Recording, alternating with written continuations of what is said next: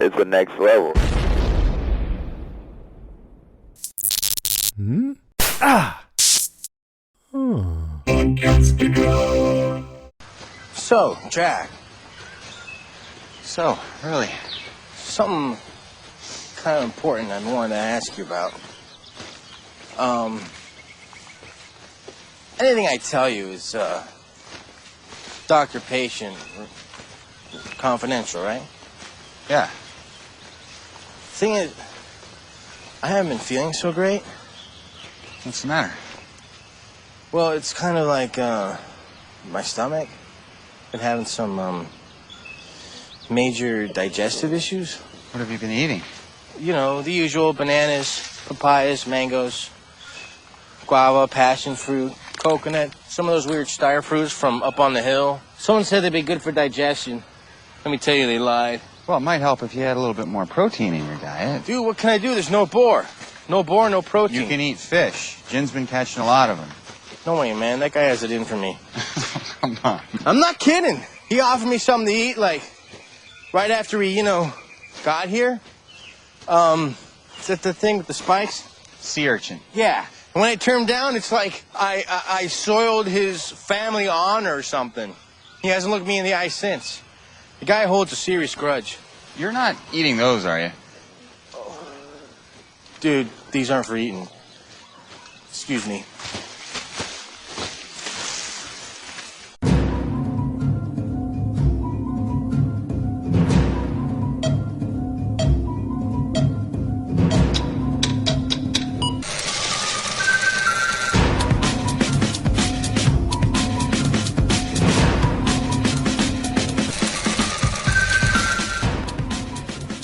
Welcome, everyone, as we head back once again further and further into the island, which I don't think was ever given a name, was it? I don't know. Yet? No. No, it's just Lost Island. That's what we call it. The island. The island. From the Next Level Podcast Network, I am Ben Beck. And from Podcastica, I am Kristen Howell. This episode that we continue on as we review and break down 2 more episodes of the first season, being episode 13, Hearts and Minds, and episode 14, Special. Special. I'm editing that out. I don't want to say, I don't want it special. I don't want that in there. You know I'm not editing it out either. It's staying in there totally. It's all special. Sorry. I'm trying to be more upbeat with the episode because there's one review on iTunes, which we love the reviews on iTunes, by the way, and most of them are positive, with the exception of 1 or 2. But everybody has their opinions, and we're totally fine with that. But one of them was like, "You guys are talking about Lost. You should be more excited." I'm like, "Well, yeah." Yeah, I'm all for being excited about this. So special. I'll never do that again. Never again. But just a quick recap of the format of the podcast. 2 episodes. We cover 2 episodes of the show per podcast. 4 now. Which I was going to say, which is going to be changing, once we start going into season 2 of the show. Podcasts are released on the 1st and the 15th of every month. So you'll be hearing this one on September 1st. And it's relatively close. I'm so close to securing our first guest for when we're done. Who is it? And do you really want to know? Well, of course I want to know. Do we want to apprise our listeners to this already? I guess know. we can. I'll just give you a hint. He was recently cast in the new Star Wars movie. Nuh-uh. No, you're lying. I'm not lying. I am already in talks with his representation. I got sweaty. I just got I just started sweating. Dominic Monaghan, in case you don't know. Charlie himself. Yep, I'm already in talks with his representation about having him on the podcast. So doesn't mean it's going to happen. It all depends on scheduling and stuff, especially with him now being cast in new Star Wars episode 9. You either get him now or you don't get him ever again. Exactly. So that's why we're already in the works now. So hopefully, well, even if it means we have to record in the next couple weeks and then hold it until we're between seasons 1 and 2, we're working on it. So fingers crossed this is going to be happening sometime relatively soon, and Kristen will be able to speak in a clear and effective manner while we have him on the phone. I don't know about that. I'm sweating. Like, if you could see it, like, you could actually see the sweat on my hands. I purposely waited to tell you this while we were recording because I wanted your reaction for the recording. Because we'll talk for a half hour to an hour before we start recording and just catch up with each other. But I specifically waited to tell you about this until we started recording. So Dominic, hopefully the first of, again, hopefully many as we go through with this. But once we hit season 2, we're going to change in the format. Instead of doing 2 episodes per episode of the podcast and doing our top 3, we're probably going to swap and do 1 episode per podcast and maybe switch to a top 5 just so we can stretch the episode out a little bit. I don't know. We still have time to figure that out. Time is running out. Okay. Special. That's going to be a running theme this entire podcast. Yeah, sorry, everybody. That's all right. I started. Well, you started it, and I just keep it going. Yeah. But let's jump right into things, and let's talk about the 2 episodes. Obviously, episode 13, Hearts and Minds, which is a Boone and Shannon backstory. No, it's not, though. If you look at the Lost Wiki, it is a Boone Carlisle flashback only, which makes sense in the way that it was. That was going to be one of my points. I stepped all over you. I'm so glad you brought up the Lost Wiki because I have a point to make with the Lost Wiki this week as well to counterpoint one of yours from last week.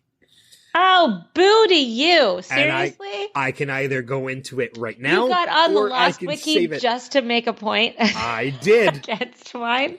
And it all has to do with polar bears.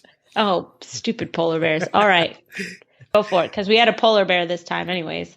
We did. We had a polar bear. And I remember you saying before that something about they don't belong to that island and because they're part of the mystery of the island. And I was like, no, the Dharma had them in the cages. And you're like, no, polar bears aren't temperate to that climate and whatever.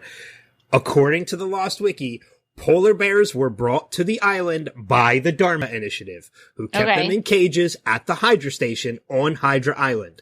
According to Pierre Chang, because polar bears possess keen memory and adaptability instincts, they were prime candidates for studies in electromagnetic research. After training at the Hydra and solving cage fish biscuit puzzles, which we'll come to later as we progress through, the bears were fitted with a tracking collar, tranquilized, and taken to the Orchid, where they were put in the familiar cold climate of the frozen wheel chamber to push the wheel and be transported through space and time. If you've never seen the show before, this all sounds very confusing. Some of the polar bears survived the purge, after which they were freed from their cages and swam to the main island. That is the explanation of the polar bears on the main island. So I was right. They were brought by the Dharma Initiative and they were in those cages. All right. Point Ben. All right. I'll give it to you. And you can't see me because it doesn't work in a podcast. I was doing a big check mark with my hand. I'll give it to you. All right. I mean, I would just have loved to have seen you like at your computer, at your desk, just sitting there going, I'm right. Oh, no, I'm right. It was hot damn. Vindication. Okay, so a Boone Carlisle episode, for episode 13, Hearts and Minds, Boone Carlisle flashback and episode. Then, you know what? In this case, how is it for Special? Because I have it as Michael and Walt, but is it more Michael or is it more Walt? Because they're both involved. I would say it was more of a Michael. I think that Walt was a part of the story, but it wasn't, it wasn't Michael's story. And I felt like we really followed Michael through this entire episode more than we did Walt. Although Walt was, a main factor of Michael's story, I think we'll learn more about Walt himself in later episodes. I think so. Yeah. If that makes sense. Yeah, no, that does make sense. And I think you're right. If Boone Carlisle is the focus of the first, if episode 13, Hearts and Minds, then, I think you're right. I think Michael would probably be the more of the two when it comes to the backstory between. But I'm thinking about it, and I don't remember if there is a particular Walt backstory or not. I don't even, to be completely honest with you, I don't even think we get another Michael backstory until season 3. I could be completely wrong about that. Okay, well, we'll see what happens as time goes on. Yeah, exactly. But let's jump into our top 3 of the episodes, and I'll kick it off with you. What is your number 3 between the 2 episodes? Let's see. My number 3 is actually that Boone breaks free. So I really enjoyed Hearts and Minds a lot, only because, Boone and Shannon have just been kind of these snobby question marks for the bulk of the season so far, especially as a first-time listener, and you don't know kind of where Shannon goes or anything like that. And so what I loved about this episode was that you kind of got to see the power that Shannon had over Boone and Boone's entire arc of trying to break free from that. And it was like a toxic addiction. Like, he couldn't break free. Even when he was in the States and she was in Australia, he still couldn't break free. When, he's on a mission with Locke and he still wants to tell Shannon because he thinks that he should not. And he knows it's a terrible idea, but he still feels compelled to do that. Which I thought was kind of it said a lot about their dynamic. But when she comes up to him at the end and she, what was it? No, it wasn't. I'm sorry. That was the next episode, in Special, when she came up to him in Special and she's like, where are you going? Or what are you going to do with the bull or whatever? And he's like, it's none of your business. Like, he was able to break free of her and walk away, and he didn't even look like he felt bad. And that was wonderful. Yeah. Well, yeah, I mean, So, it all comes to, a lot of it comes thanks to Locke because of that too. And that weird, whatever the hell it was he put on Boone's head, to found give him some the visions. magic mushrooms. I don't know what it was, but I wouldn't eat Magic Island mushrooms. Yeah, it was a mix of something. It could have been a mix of island moss and steel shavings from the hatch. I mean, who the hell knows? But don't you think it was really interesting that Boone sat there tied up the way that he was, completely unwilling to do anything to help himself. But when he thought that he heard Shannon, he was willing to risk everything, including his arms and his hands, to get that knife and to save her. So he didn't want to save himself. He wanted to save Shannon. Well, I mean, Locke even says it himself right beforehand. He's like, you'll be able to get free when you have the proper motivation. And that was the proper motivation for him. Oh, no, I understand that. What I'm saying is that he was so wrapped up in his head when it came to Shannon that he didn't think of himself ever.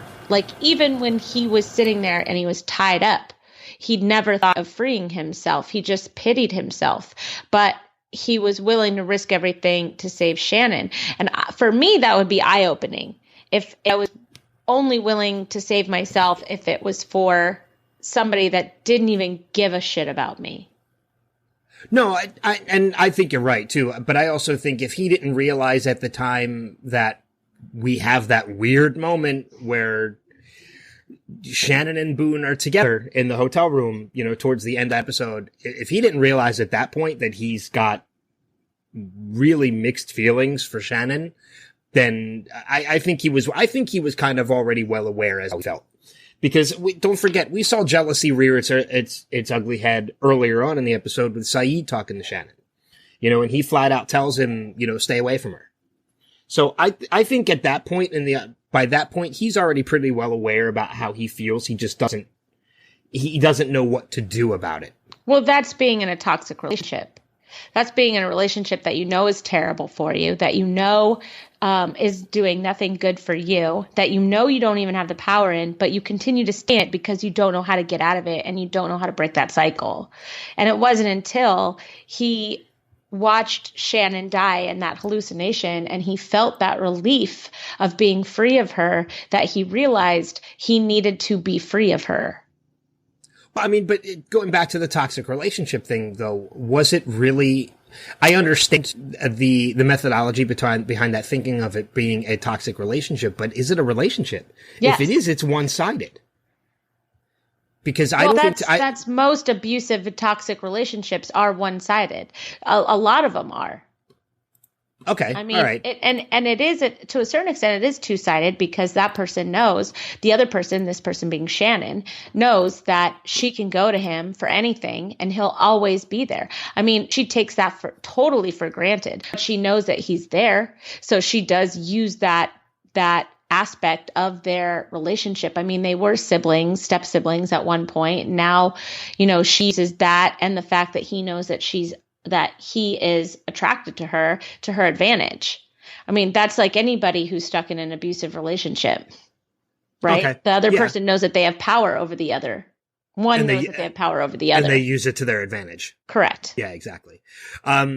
Focusing for a second, though, on that obvious moment that we get when Shannon, visits Boone in the hotel room. You mean the Targaryen sibling sex? Yeah, there you go. I don't want to sound, God, this is going to sound so bad when I say this.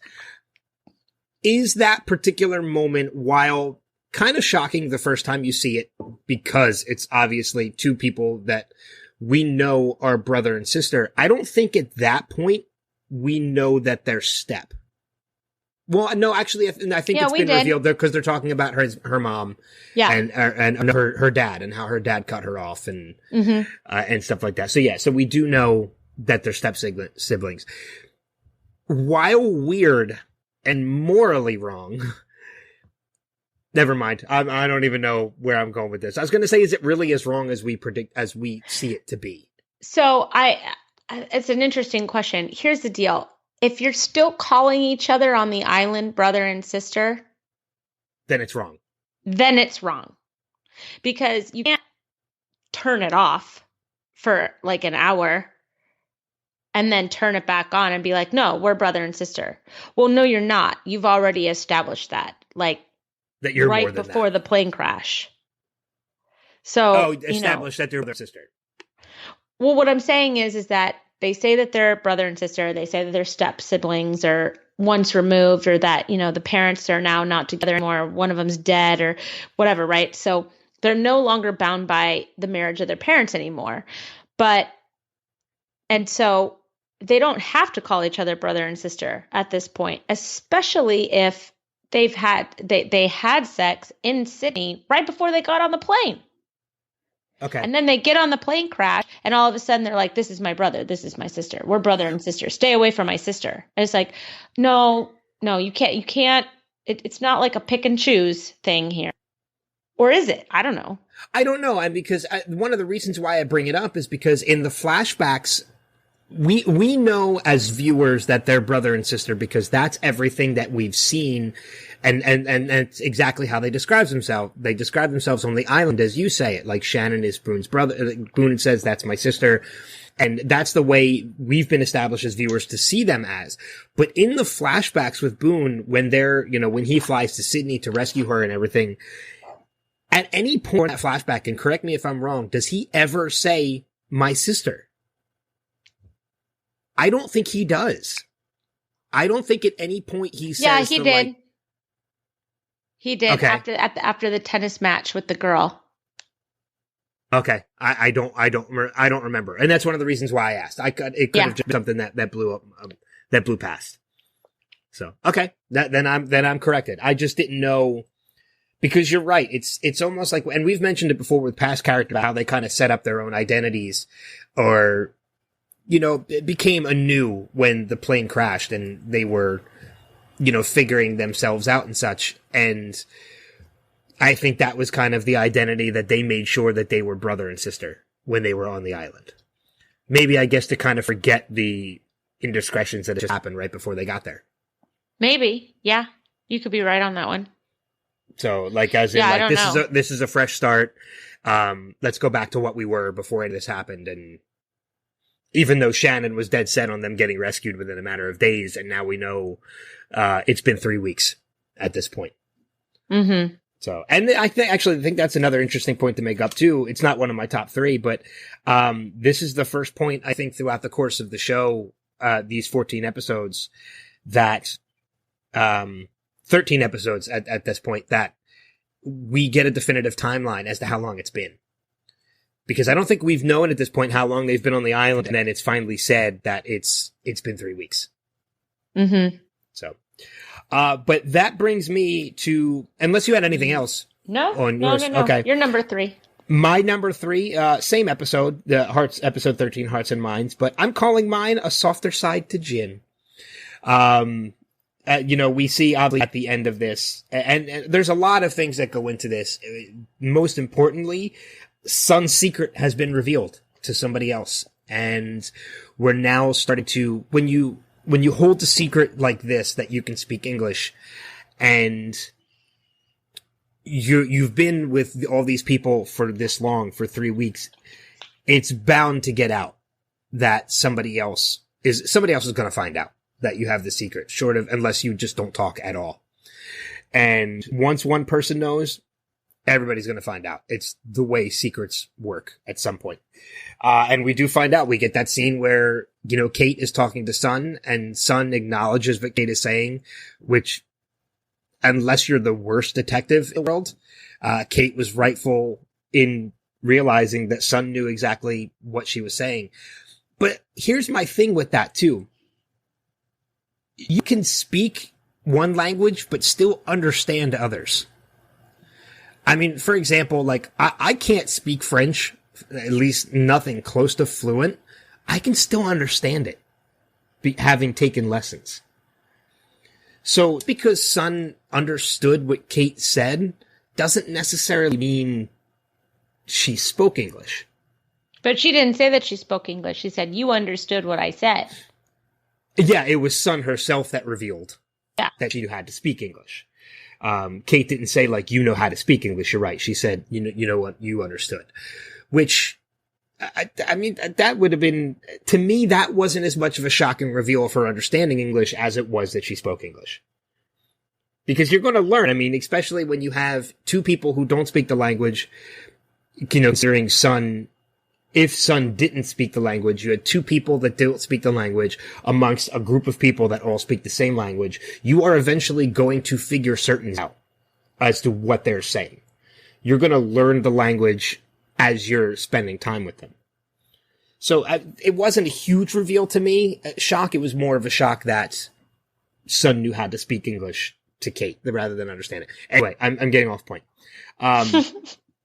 It leads me to that moment at the end with, seeing the softer side of Jin. We get the great moment with Hurley and Jin on the beach, and Hurley having this fear that Jin hates him and he's trying to poison him. And we get that whole moment where Jin steps on, or where Hurley steps on, I believe it's a sea urchin. Mm-hmm. Correct?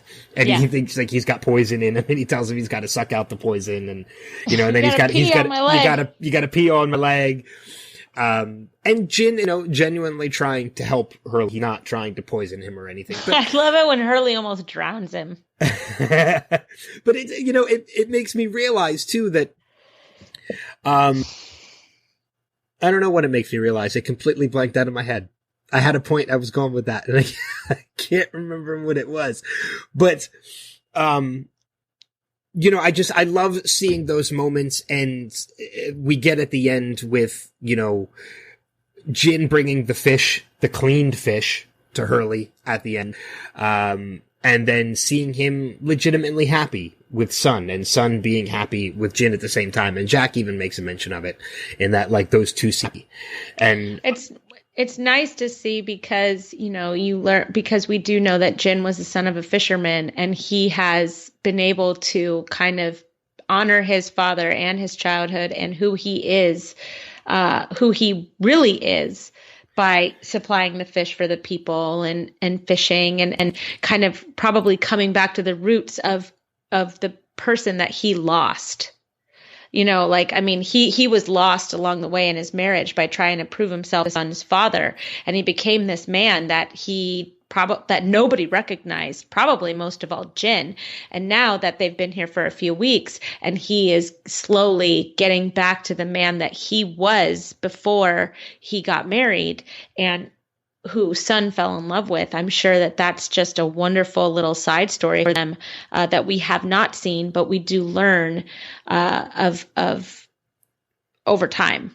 If that makes any sense. No, it does. It makes complete sense. I mean, because you have to realize that before the time on the island, Jin was working for Sun's father, which, we could equate what he was doing to working for the mob. He was going and he was collecting money from people that owed. And so it was a completely different lifestyle than what he grew up with. And now we're seeing a point in Jin's life where he's kind of unintentionally forced back into what he grew up with. And I genuinely believe at this point that Jin he's really starting to find himself. He's starting to become the person that he always was all his life before he got into a life of crime. And if that's indeed what it was, which I believe it was. And it's this time on the island and fishing, doing all this stuff and providing, as you mentioned, just like his father did and probably his father's father did. It's really taking Jin back to his roots. And I think because of that, he's starting to find a calm as a person. And he's really starting to find himself. And it's shaking off all that roughness that he had, and even a slight abusiveness, which we've seen that he has shown towards Sun before. And it's really starting to center him and him in as a character. And what? I get it. Pun unintended. Reeled him in.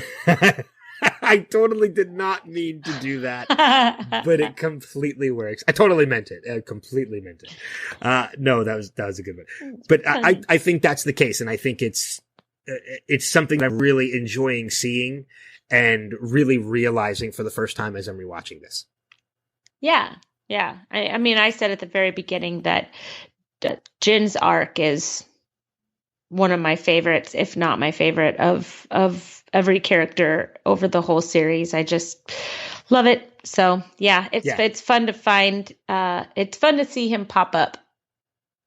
Yeah, and especially because you don't get a lot of Jin and Sun right now. Not right now. We do later, right. Because there was one thing that was mentioned in episode 14 that becomes a big center point for the Jin and Sun story arc. But we'll get to that in a little bit. How about you and your number 2 for the episodes? Well, my number 2 is how complicated relationships are starting to really emerge on the island. So we have the Michael Locke and Walt dynamic. You have the Boone and Shannon dynamic. Kate and Sawyer are always kind of there. Sawyer and everybody.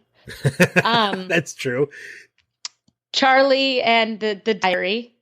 which I love, by the way. The scene with him, like, wondering, should I not? Should I not? And then finally hiding it away and running off with it. I thought it was, like, adorable. What was great about that scene was that Charlie and Claire have such great chemistry that Claire doesn't even need to be there. That's true. That's a good point.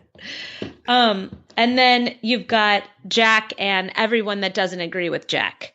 So Jack's got a complicated relationship developing with pretty much anybody he runs into. But, that's neither here nor there. There's Hurley and Jen.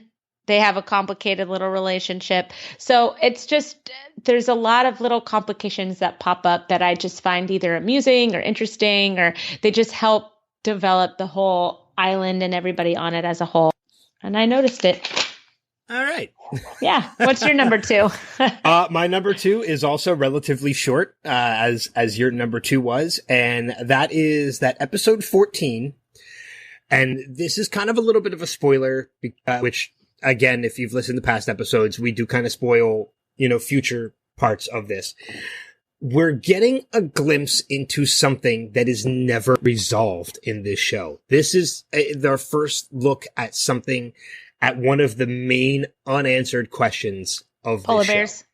No, I've already answered polar bears, damn it. Don't make me bring up the wiki again. Special. Okay, go on. It's scary that I go much higher than you do when I say that. But speaking of episode special, this episode is frustrating to me as somebody who's formerly watched the series already, because this is our first reveal into what's going on with Walt. That there is something going on with Walt. It is never revealed what it is. It's because Walt's storyline ends after season 2. The next glimpses we get of Walt, I don't think are until season 3, and they're simply season 3 or season 4, and they're just mere cameo moments. So all this reveal of what's going on during the Michael and Walt flashback, or Michael's flashback, about Brian telling Michael there's something about him, and we see that moment where he's researching that bird, and he's yelling to Brian and his mom, like, you guys aren't looking, and that's the bird that happens to crash into the window. And the scene with Walt and Locke, where Locke tells him, look into your mind's eye, see the knot, and then that's exactly where he hits. There's something to Walt, but it is still one of the biggest unanswered questions of this series, because it is never revealed. And as somebody who's watched this series a number of times, that's frustrating as hell. I don't know if I'm the only one that feels that way. Well, I mean, I think that or do you just chalk it up to coincidence? Well, I think that they probably had a lot of plans for Walt. The kid was just going through puberty too fast. And the actor. Yeah. Yeah. And there was just no way to explain that. I mean, I guess maybe you could explain it like as an island anomaly or something, but that would be reaching. Yeah. I mean, yeah, if you look at Malcolm David Kelly now, the actor that played Walt, like he's grown up, like he's a full on man now at this point. He's a kid anymore. And even when you see him in the cameos, just a few seasons later, he's a completely different person. Looks wise. So you're right. It's something that they probably had to juggle at the time. But again, they couldn't come up with any kind of resolution for that. I guess you just kind of had to write it off. I think you're right. And just leave it as an unanswered question. So, which is a bummer. It is. It's like I said, it's just frustrating. That's really what I wanted to bring up as my number 2, is just that whole aspect.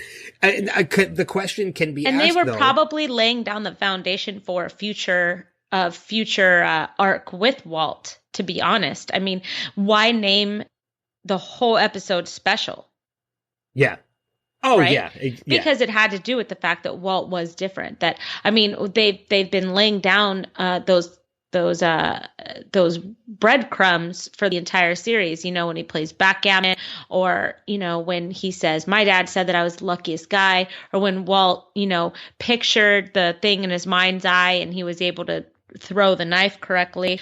I mean, there are certain things that we've come to say, okay, well, maybe there is something with this kid. And then the dead bird, and Brian Porter's all freaked out about Walt, which Brian Porter, and that whole thing just made me so angry. The whole family dynamic, and separated, and a father that's not allowed to be a father, a stepfather that never wanted to be the father, this manipulative woman, and just using her child as a weapon, as a pawn, and as a way to get forward. The whole thing was disgusting. Oh, we're gonna get so much more further into that when we get to our number 1, because yes, you're getting into my number 1. But before we get into that, I want to bring up an interesting thought I just had, and I want to get your opinion on this. I know we're going back to polar bears, and I'm totally not doing that as like a rub to you that I was right and you were wrong. Polar bears. I know, but here's a question that I had. Do you think the polar bears initially in season 1, because we don't find out more about polar bears, I think, until like season 5. And we find out that whole thing about the polar bears being as part of the Dharma Initiative and all that. Do you think they initially had a different plan for the polar bears, especially considering Walt had just seen a polar bear in a comic book that he read, And then the next thing you know, he's being attacked by a polar bear. Similar to he was reading about the bird and then the bird showed up and crashed into the window. Do you think that was an initial plan that they had with the polar bear? And then when they kind of had to scratch the whole Walt storyline, the writers had to say, well, okay, now we have to come up with a new explanation for where these polar bears came from. And then it was written in later that they were part of the Dharma Initiative's research. That's an interesting thought. Because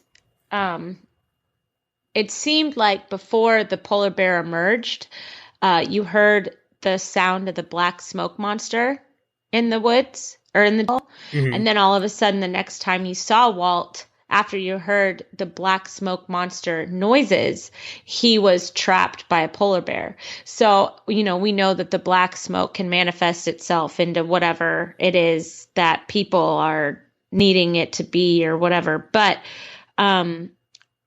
this could be one of those examples of, because the polar bear was thrown into the fire, of course, turns into smoke as it burns. So that could have been a nice piece of foreshadowing what was going to happen to Walt in the coming scenes.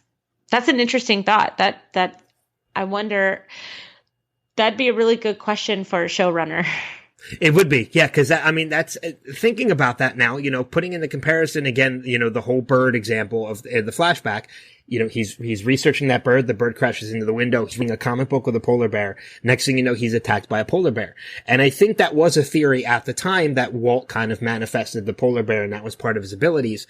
And that might have been the initial what they were going with. But again, when Walt was no longer a part of the show, okay, now you leave two questions open. But, what happened to the polar bears and what happened to Walt and what were Walt's abilities? You could at least answer one of them by kind of changing the story a little bit and saying, oh, they were just part of Dharma. And they swam to the main island. You can kind of write that off a little bit. But thinking more about it, I think that might have been part of a different story. Well, it'd be interesting to kind of put a pin in it and see what exactly happens around Walt before he leaves. Yeah. See if there's more of that. For sure. I'm curious what other people think, though. What some of our listeners think. Or maybe you guys know the answer. Yeah. Let us know. Hit us up on the Facebook page or email us and let us know. We'll give you all that information on how you can do it at the end of the podcast. But let's get into our number ones, and I'll throw it to you. So my number one is just Michael becoming a father. We're going to be similar in our number ones. Yeah. I figured. We hadn't talked about it yet. Learning about Michael, I remember the first time I saw this episode. So when I first saw that Lost was going to be a show, I was a really big fan of the movie Romeo and Juliet with Leonardo DiCaprio. And a big reason why was because of Mercutio, who was played by, oh my gosh, what is his name? The guy that plays Michael. Harold Perrineau. Yes. Yeah. So when I saw he was going to be in it, I was really, really excited because he was why I loved Romeo and Juliet so much. And so, and then he just was like a bummer of a character. And I was just totally let down. And I remember feeling really disappointed because I just thought he was such a bummer. And then this episode just completely changed my opinion on him. So I love this episode because I love the actor that plays Michael, and I grew to love the character after this episode because you could see how wronged he was. He wanted to be a dad. That's all he wanted. His dumb girlfriend manipulated him and then took his son away to, different countries. I mean, it wasn't just Italy. It was Italy and Germany and then Australia after that, and then she has the audacity to come back after his accident to, take care of his bills. And then they sign these adoption papers. I mean, she was horrible. No, you're right. I mean, and to say like, I'm taking care of all your medical bills, but in return, I want you to sign over your rights to Walt. That's a huge bad move. That was disgusting. That was absolutely disgusting. It was, I just can't even, I can't say enough words, so I'm just going to call it disgusting and move on. So he spends the next 8 years without his son. He signed away his parental rights. He thought he was doing the right thing. I'm sure he hated every moment of it, but there was no way he was going to win any court case with his lawyer ex that has had his son when he didn't have a job and, lived far away and blah, blah, blah, right? They could have crushed him. He knew it. He knew the end to that story. So he just did what she wanted. Then she dies.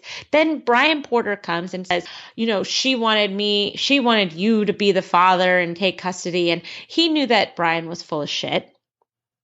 And so then he protects Brian in Australia because Walt had already lost his mom. Now he had to go live with his father, who did not live in the complex that Walt had grown accustomed to, with the nannies and the care and everything. When he said that Walt could keep the dog, that Brian said that Walt could keep the dog, I laughed out loud. I was like, yeah, take his dog. Take the damn dog. Exactly. Brian said you could keep the dog. I'm like, you take that dog right now. And then the nanny gives him the box of letters.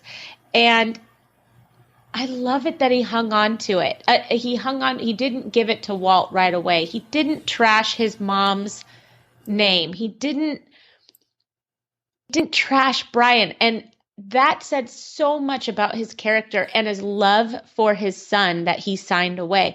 But he stuck with this kid.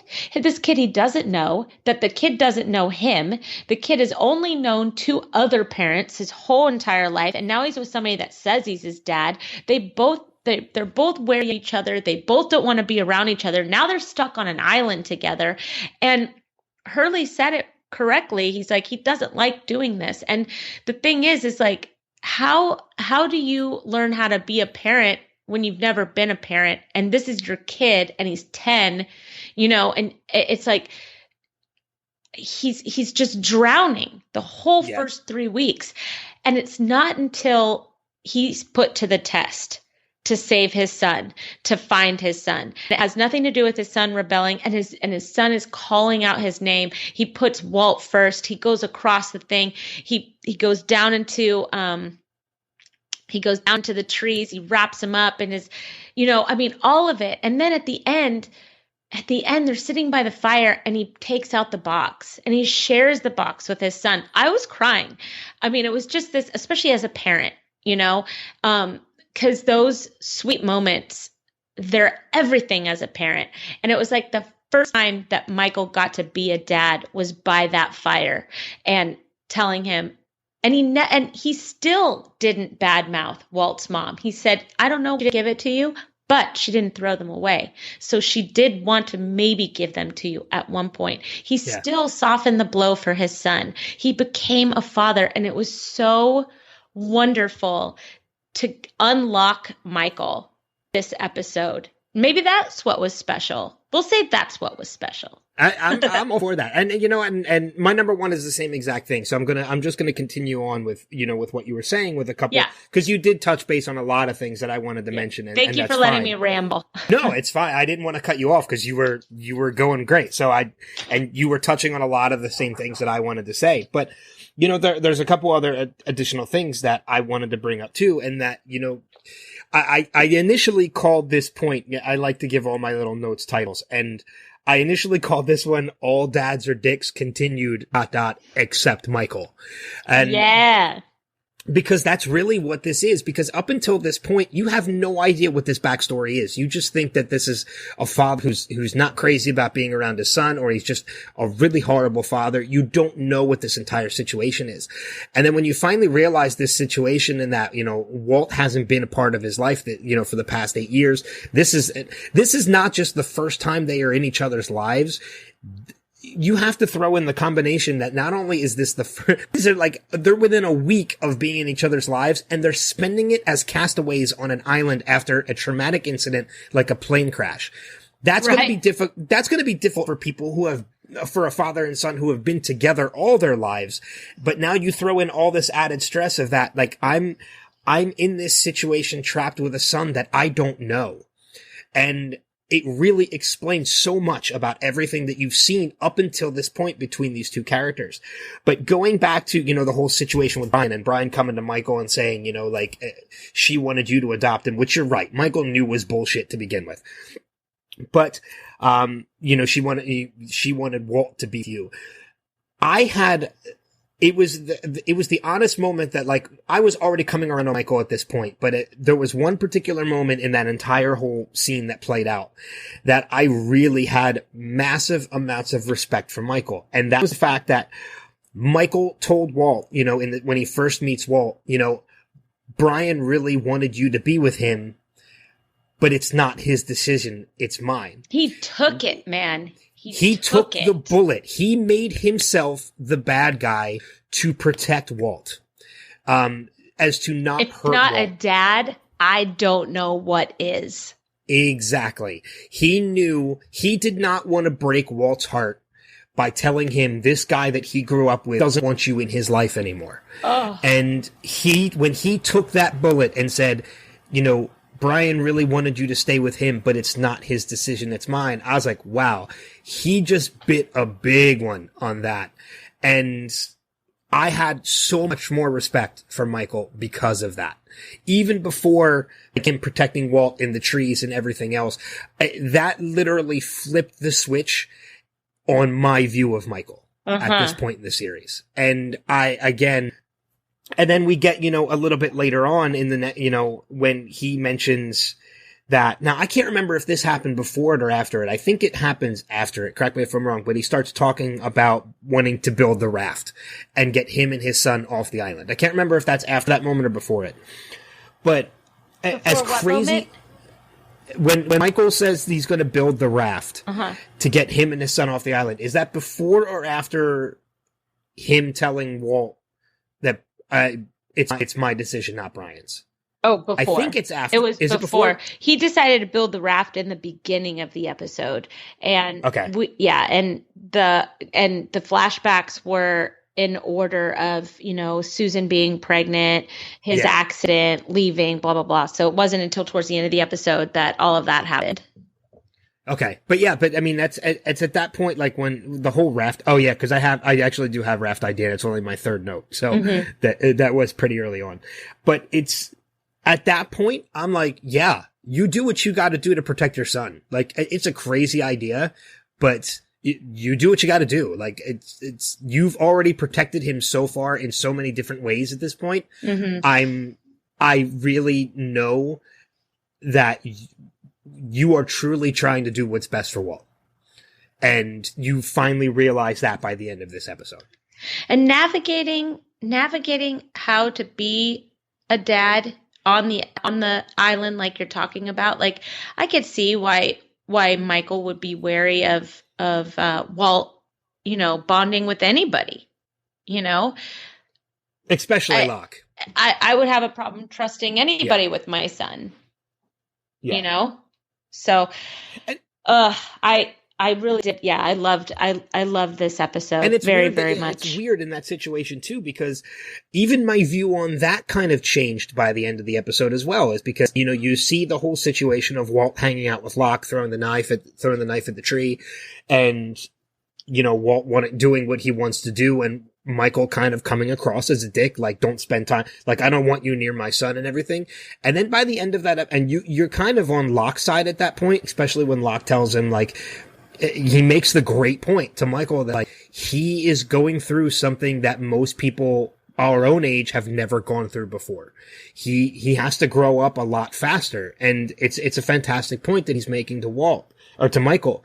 But by the end of the episode, when you realize some more about this relationship and this dynamic between Michael and Walt, you absolutely see where Michael is coming from. And I'm glad that there's kind of mesh between the two. And by the end of this episode, there's a mutual respect between Michael and Locke. But I think that's pretty much going to wrap it up for our top three for the two episodes. I mean, I only have maybe one or two other things. I'll just state, for starters, episode 13, we're back to the opening of the eye, kicking off the episodes. Yes. I don't know what our count is to this point. I think it's 7. 7 or 8 episodes out of 14 that we've gotten that, but I'm keeping count, and it's not accurate at this moment. I'll go back and I'll fix it, but by the end of the season, it will be accurate as to what our eye count is for this. The only other notes I really have is at this point, like I loved the fact that Sun has built a garden and a grove. It's more along the lines of Sun is really taking in stride everything that's going on. He's kind of preparing. She's the first to really kind of realize that they might be there for a while. And she's simply preparing herself for that fact, which I liked. The only other note I kind of have, and then I'll turn it over to you for any other notes that you might have, is between these 2 episodes, we're really starting to come over the arc of the first season. And we're kind of heading in now to the end game for this first season, where we've got the hatch, which Boone and Locke have kind of revealed the door in which they're trying to open at this point, which becomes the whole Boone-Locke dynamic, as well as the hatch included, becomes pretty huge by the end of this season. We've gotten the mention of the Black Rock, which the Black Rock becomes a pivotal part of the season as well towards the end. And we've got the raft, which was simply said in quick passing this time as an idea by Michael. But that really plays a huge part, not only in Michael and Walt's storyline, but also in the Jin and Sun storyline as we get closer to the end of the season. So we're now over the arc. We're over the hump, and we're heading towards the end game of this season, and it's going to be really interesting as we get closer and closer by the end of the season. I can't wait. Because there's still a couple moments that happen before the end of this first season that I can't wait before we get to talk about.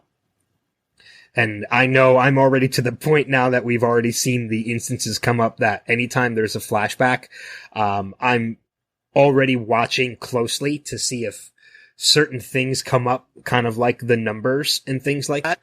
Cause we did see Sawyer interweaved into Boone's backstory this time around. Mm-hmm. So it'll be, I keep a close eye on. I'm waiting to see if anything else pops up. So if I miss anything, please feel free to tell us that it's been missed. But, what about you? What are some of your other side notes? Hopefully I didn't step on any. No, I mean, one of my only ones is that Jack is the worst. So I have why Jack the worst in these 2 episodes. A new segment coming to We Have to Go Back. Yes. God, Jack is the worst.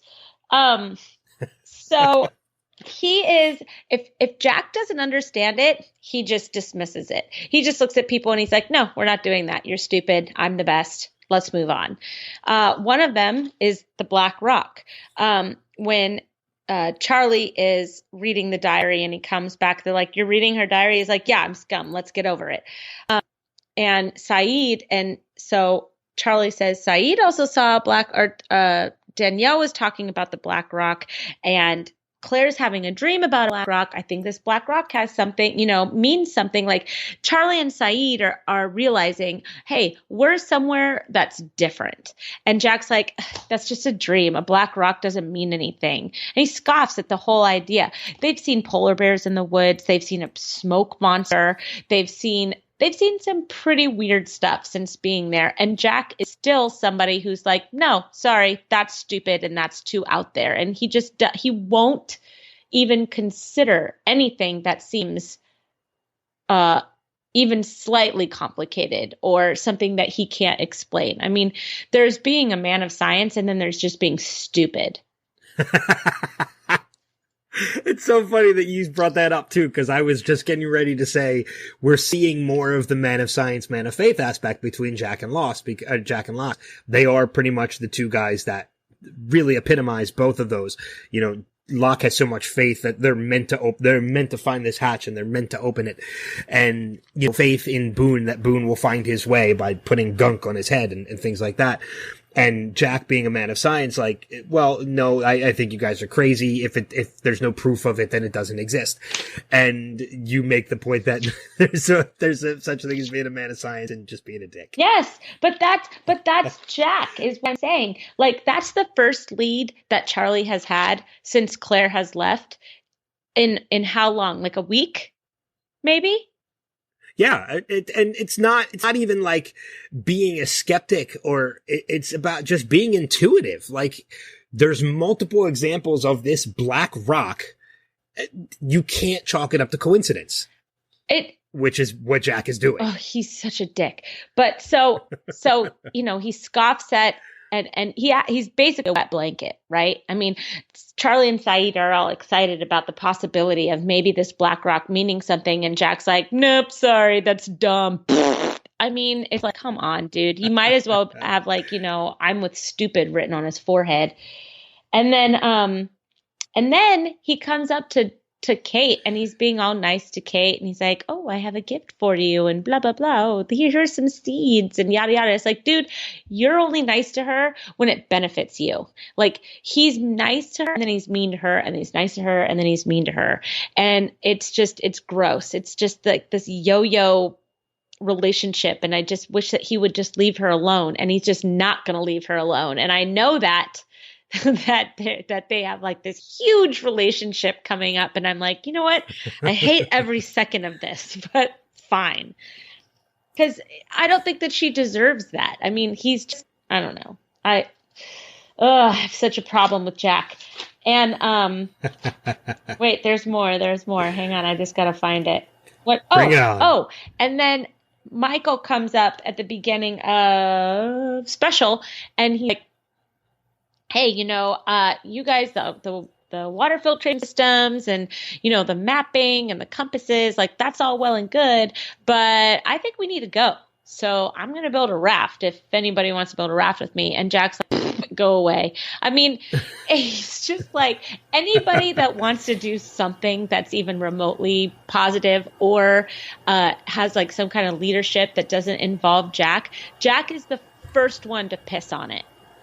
And it's so annoying because the first time I watched this show, I was just, Jack's right. He's always right because he's Jack. And you know what? I'm older now, and I see through your little game, buddy. I see it.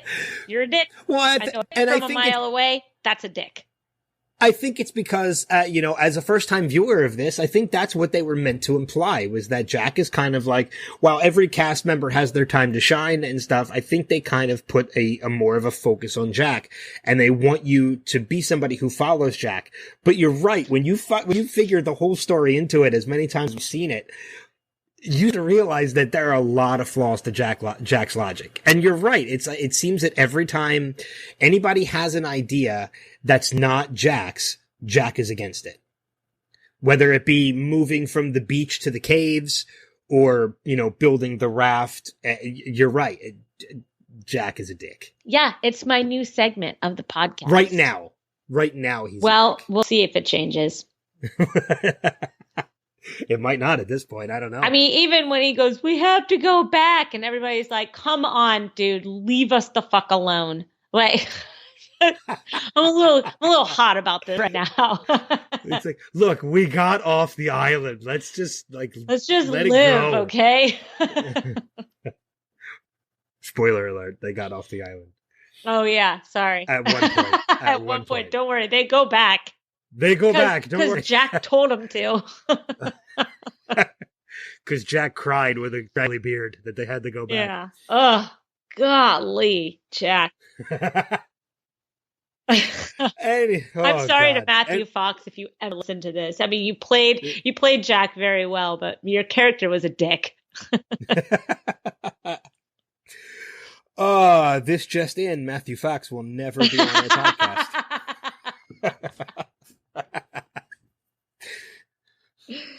I'm gonna get an email from Matt's rep. Matt listened to your podcast and he doesn't want to come on. He doesn't like your co-host at all. Can you imagine having him on and being like, "And now on this week's Jack is a dick"? I would like it if he agreed. You know what though? He might. I mean, because look, we're not calling Matthew Fox a dick. We're calling Jack a dick. It's a character. Yes. So he might agree with you that at some points throughout the tenure of the show, Jack was absolutely a dick. So it'll be interesting to. Oh, I'm not saying. I'm saying most. Well, As of now, Yeah. it's most. All right. We'll see if that changes. But I mean, it would be interesting if we did ever have him come on the podcast, which I hope to have happen one day. Because let's be honest, what's he doing right now? Okay, now he's really not coming. He's really never coming on.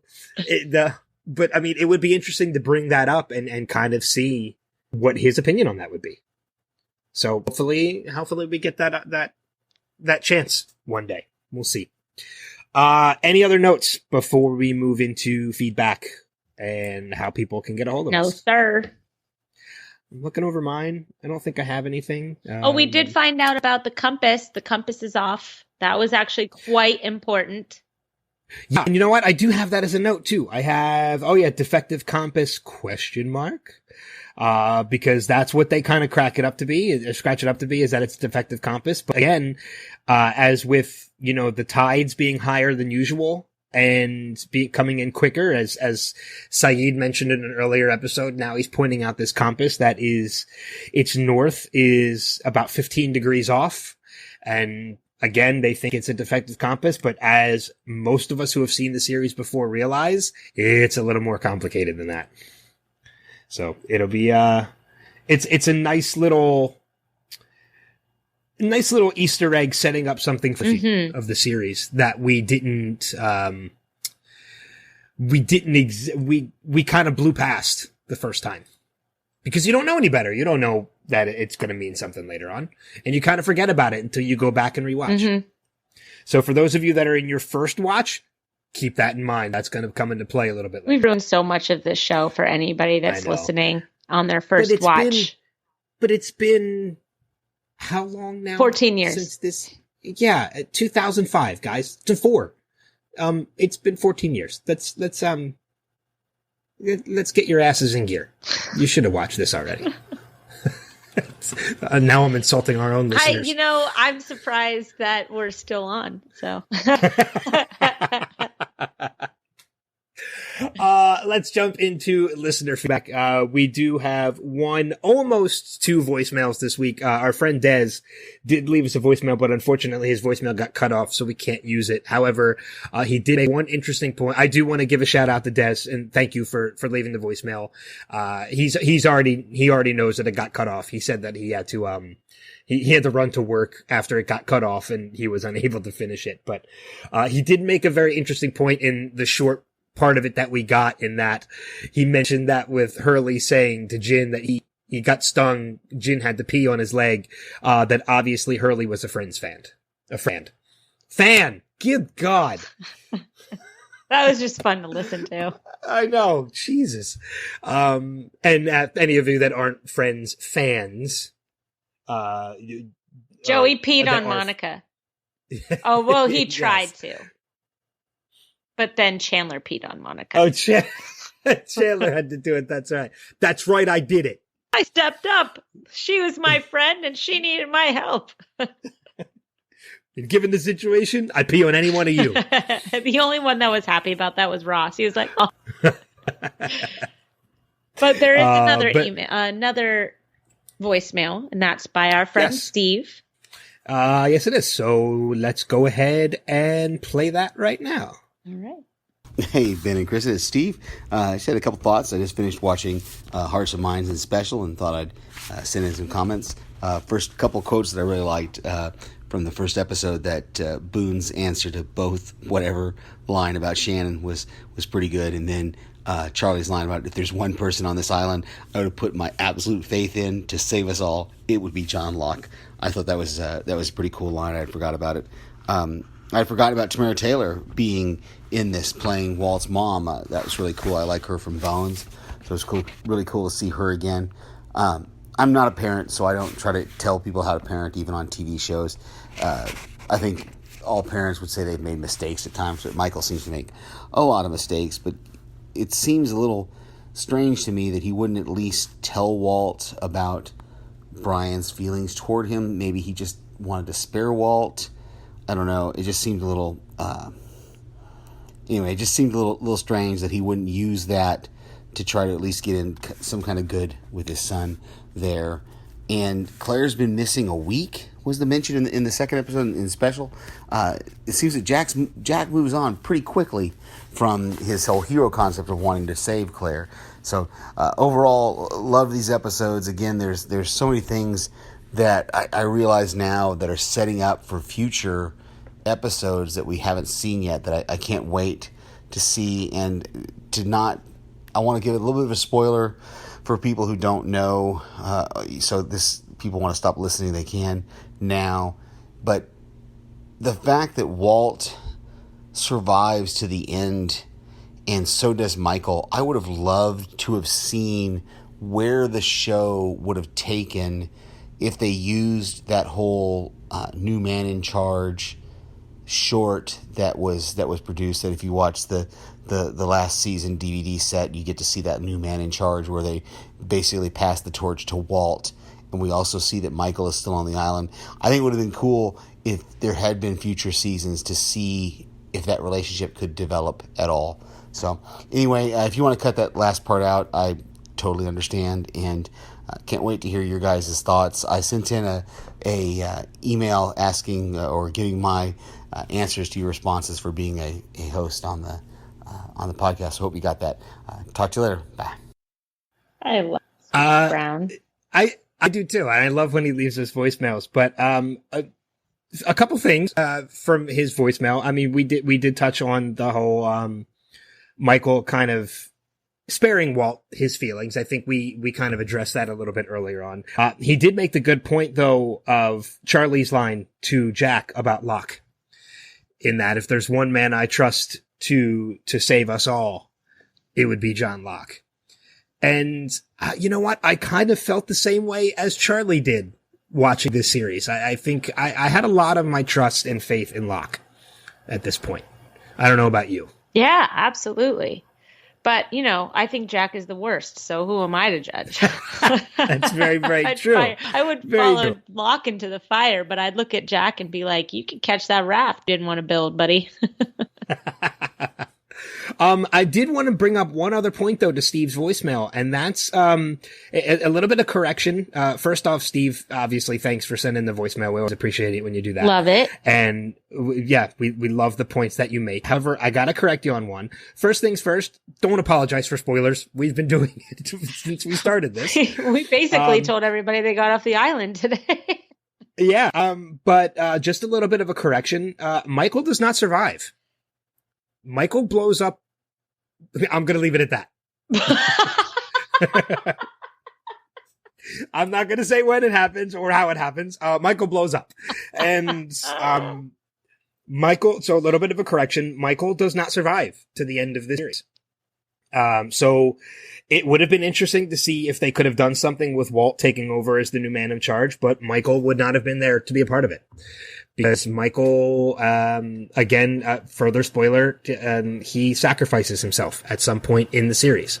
So not going to say when it happens or how it happens. Oh, I already said how it happens, so screw that. Blows up. Got it. I take that back. But yeah, so a little bit of a correction to your point, in case you forgot, Michael does not survive. So yeah, but Steve, I love your voicemails, and I love it that I can hear you shuffling papers like you're taking notes while you watch. It makes me happy. I thought that was you. No, it wasn't me. No, I love that. So please, and I love voicemails. I love the voicemails. I like feedback. I know that there's more than Steve and Des out there that are watching Lost with us. So please, just drop a line, say hello. I would love to hear from you. I would love it. Love it. I don't care if we're getting like 10 voicemails an episode. Like I love listening to them. I love playing them, as I know you do too. I do, and I'd like to know who thinks Jack is the worst. Come on, you're out there. And you're right. I know I get to check the numbers every week. I know there's quite a few people out there that are listening to this podcast and watching Lost along with us. So we want to hear from you guys. And here's how you can do that. Nice transition, wasn't it? First off, we're on Facebook at facebook.com/Lost Revisited. We're on Instagram at Lost Revisited Pod. You can email us at lostrevisited.pod@gmail.com. And if you'd like to leave a message, you can record it yourself and send it to our email address, or you can send it through Facebook Messenger. If you have my phone of course number, send it on my phone. If you don't have my phone number, sorry, I'm not giving it out. And of course, we want to be able to encourage you to check out all of the other podcasts we have on both the Next Level Podcast Network and the Podcastica Podcast Network. That including a recent podcast you were just a guest on for the Podcastica Yes, Network. I got to be a guest on Walking Dead Cast, which was awesome. I got to talk about Fear of the Walking Dead. Yeah, that was really fun. Super fun. So I know you've been wanting to do that for a while. I have. So yeah, it was really fun. It was the first podcast I ever listened to, so it was kind of a surreal thing, but loved every minute of it. And you are looking for a name to your new one-on-one podcast with interviews, correct? I am. The podcast initially started as an actual show that we called the Showcast, and then it kind of morphed into a show with celebrity interviews, which morphed into just celebrity interviews. We eliminated the show, and we ended up calling the Showcast Spotlight, and then it was me and another who did all the interviews, but it has since morphed one more time, and it is now just myself with one-on-one interviews. So I'm looking to change things up a little bit. Right now, working title is to drop the Showcast completely and just call it the Spotlight with Ben. Oh, Beck, I love that. I was going to suggest that just now. Yes. Well, yeah, because that's the working title right now. Although there's been some cool recommendations. Yeah, I saw them. I like yours I've the taken best. on Facebook. I kind of do too. But just just some of the ones I've gotten, on Facebook, somebody said Eye to Eye with Ben Beck, which I said won't work because they're usually over the phone. So that's not going to work. Avelino had a good one. Beck and Call. I like that one. Which I thought that was clever as well. My buddy Jesse said Level Up, which is a good one as well, which I kind of liked. Ben's Bits, a lot of puns on Ben and Beck. Please don't do Ben's Bits. I won't do Ben's Bits. The B List was another one I liked. Although I don't want to insult anybody that I have on by making them think I'm having them on a show called The B List, and it means I think they're a B-list actor, because I'm hoping to score some A-lists. Another friend of mine said you should call it Ben Talks to People You Want to Talk to but probably won't ever get to. I was like, that's kind of long. He's like, yeah, but it's memorable. Not really. No, not really. So, and then my other friend, I don't get this one, but I love it, said Patrick Stewart Stunt Doubles Interviews. Okay. I like Spotlight then, with Ben Beck. I think just dropping the Showcast and calling it the Spotlight is, I think that's a good one. I think that's most likely the way I'm going. Good. I hope so. Keep it simple. Yeah, exactly. And familiar. Yes. Because people are already familiar with that title. So just kind of dropping the Spotlight, I think is, dropping Showcast, which I think is the way to go. So one other thing we forgot to mention before we mention what episodes we're going to talk about next week, because it's important. The one thing we did not mention, the very end of episode 14, the return of Claire. Yes. Oh my gosh. Yes. That'll be very exciting. Because that's going to play big time into episode 15, which is another focus on Charlie. Focusing back on Charlie's backstory, which is Homecoming, episode 15, and then 16, another Sawyer backstory for all the ladies out there, which is Outlaws. So episodes 15 and 16 will be the next ones that we're going to be talking about. You can expect that on September 15th. That one will be dropping. I think the other thing we need to figure out too is we mentioned the format change before, into season 2. Do we want to keep it bi-monthly or do we want to change to a weekly format? I think schedule is what's going to... Well, school has started, so my schedule is a lot more open, so I can actually commit to once a week if you can. I think I might be able to. So I think once we get into season 2, maybe we're going to go once a week with just one episode per week, and we'll keep it that way. So we'll see. We still got a couple weeks to figure that out. But of course, if you guys have any opinions on what we should do with that as well, hit us up. Let us know. Yes. One final thing I want to bring up, we kind of touched base on a little bit in the beginning, and this is a little bit of news just on the cast of Lost, and it's kind of exciting, is that Dominic Monaghan is going to be reuniting with J.J. Abrams for Star Wars Episode 9. And maybe even Evangeline Lilly. No. Wrong fandom. Sorry. Yeah, so it hasn't been revealed what character he's going to be playing yet. If it's going to be a new character to the universe, could be, playing somebody that's part of fandom already, but I'm looking forward to it. I like I love Dominic Monaghan, actually. And I follow him on Instagram. If you don't follow him on Instagram, he's a very fun follow. And he answers people's questions a lot on Instagram.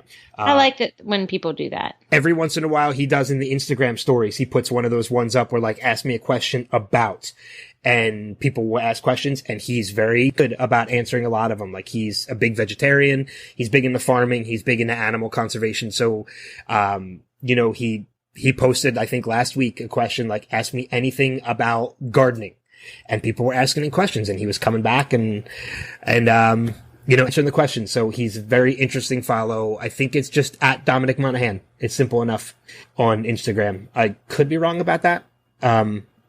Let me double check that before I give out wrong information. Let's see. It is actually, I'm pretty sure I am wrong on that. Oh God, where is it? He's like way buried in my damn,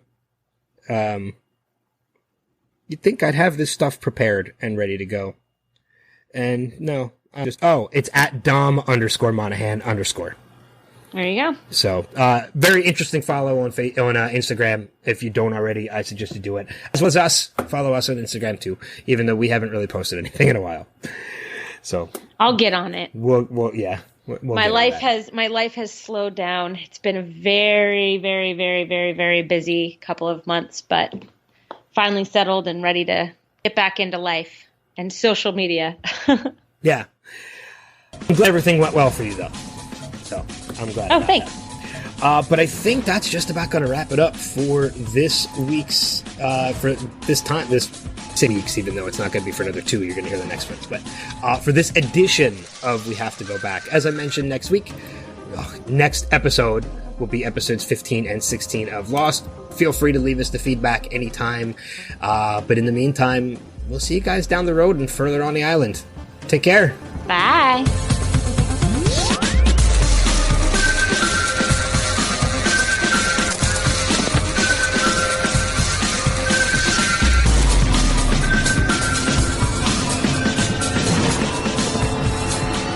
We have to go back, Kate. We have to go back!